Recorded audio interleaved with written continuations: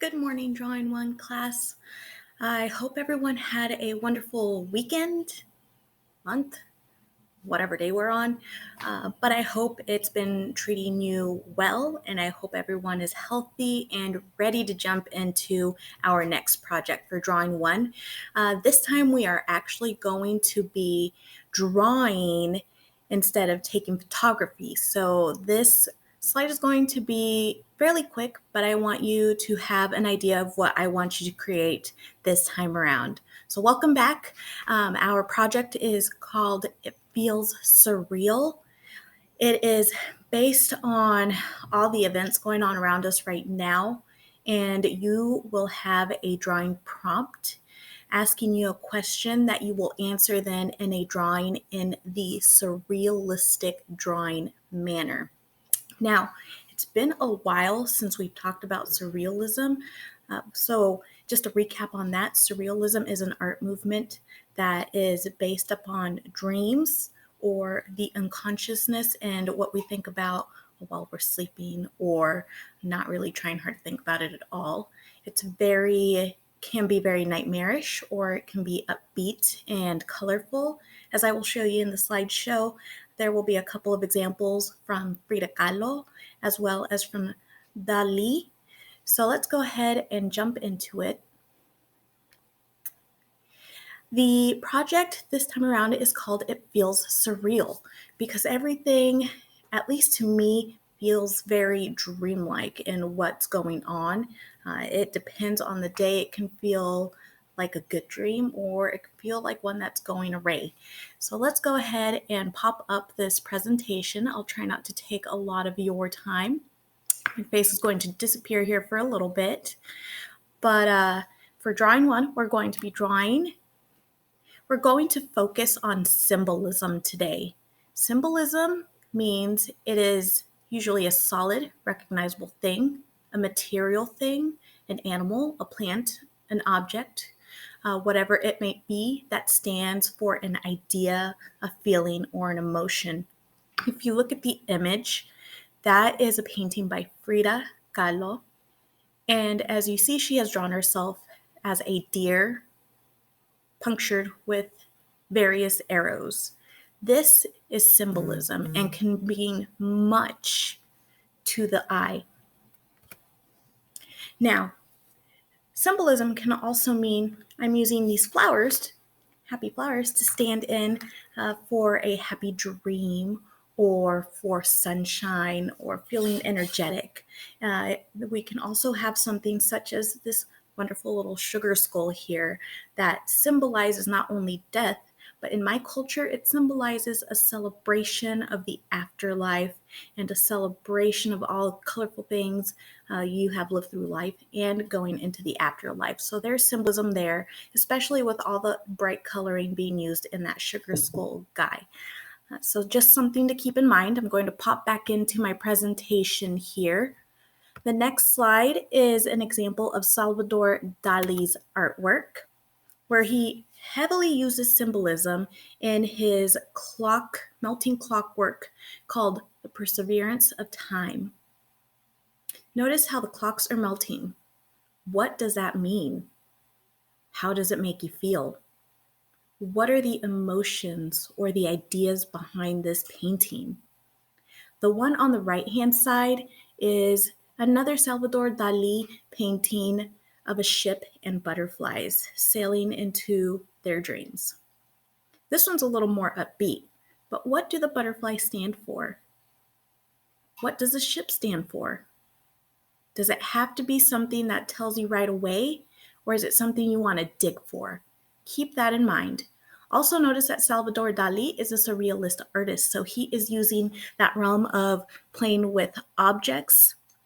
Like I said, with symbolism, you use an object, a thing, or an animal in place of an idea, an emotion, or feeling. And he is using this quite well in both images.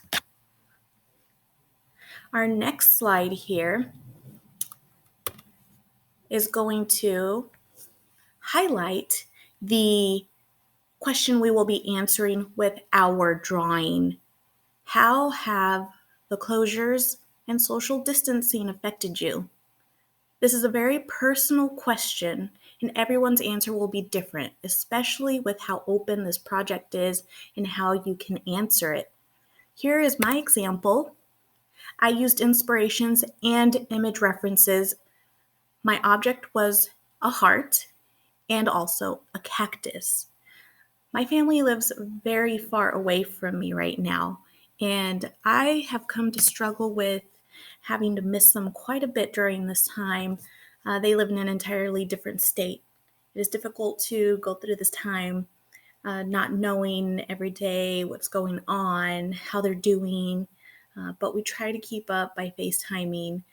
My artwork that I made was remembering them and some of the happy thoughts that run through my head of my childhood memories and also my culture. So, my surrealistic painting for this project is this guy right here. You can't see him. There you go. It is a cactus heart floating in the air. Its surrealist manner is that, first of all, hearts aren't really prickly, and they don't necessarily grow flowers out of them, let alone hearts being a sort of cactus. Another surrealistic aspect of this is that the cactus itself is floating in midair. So we don't necessarily see plants floating around in that manner.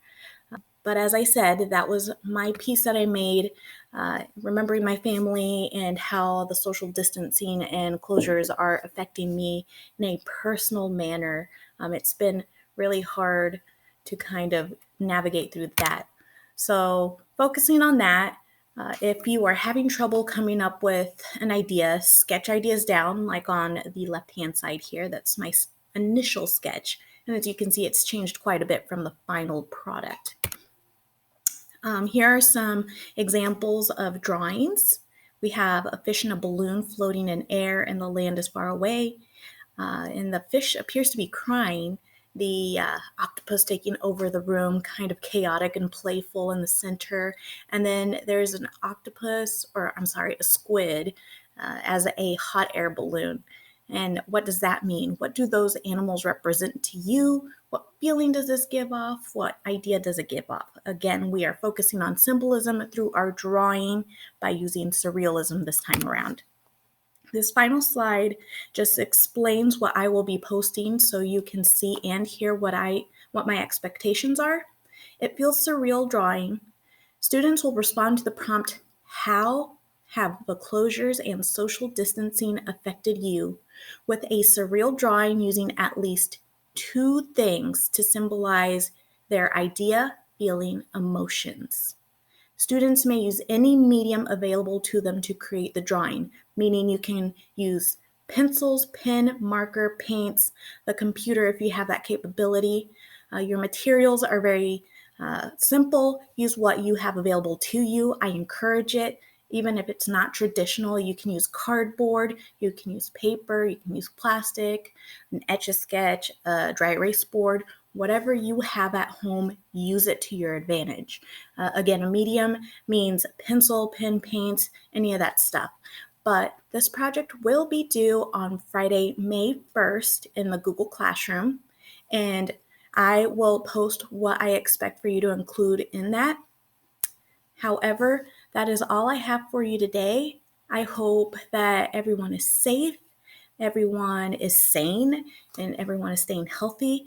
I do have a virtual art show coming up, so if you would like to participate, please send me your artwork. It's due by April 22nd. I will also post that in our Google Classroom if you're interested. I've gotten some pretty cool submissions, and the show will not happen and cannot happen without your support and you guys, because the art show is focused on students and their awesome creativity that they have.